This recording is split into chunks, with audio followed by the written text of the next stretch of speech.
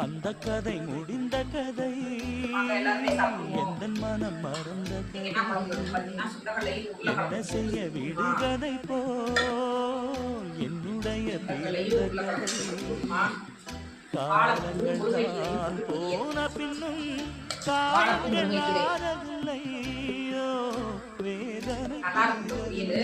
இது வந்து பார்த்தீங்கன்னா வெங்காயம், பச்சை மிளகாய், கடுகு, உளுத்தம்பருப்பு போட்டு தாளிச்சுட்டு நம்ம முருங்கைக்கீரையும் வாழைப்பூவையும் ஒன்றாவே நம்ம க்ளீன் பண்ணிட்டு எடுத்து பொரியல் பண்ணிட்டு லாஸ்ட்டாக தேங்காய் பூ போட்டு இறக்கணும்னா சூப்பராக இருக்கும் வாழைப்பூ பொரியல். இது வந்து எல்லா விதமான சைட் டிஷ்ஷுமே நல்லா இருக்கும்.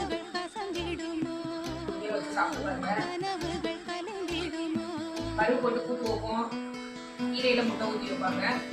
நாங்கள் இது ரெண்டையும் ஒன்றா போட்டு குடிச்சிருப்போம். நீங்கள் குடிச்சு ட்ரை பண்ணி பாருங்க, நல்லா ரொம்பவே நல்லா இருக்கும் இந்த பொரியல். என்னுடைய வீடியோ உங்களுக்கு பிடிச்சிருக்கும்னு நினைக்கிறேன். பிடிச்சிருந்தா மறக்காம லைக் பண்ணுங்க.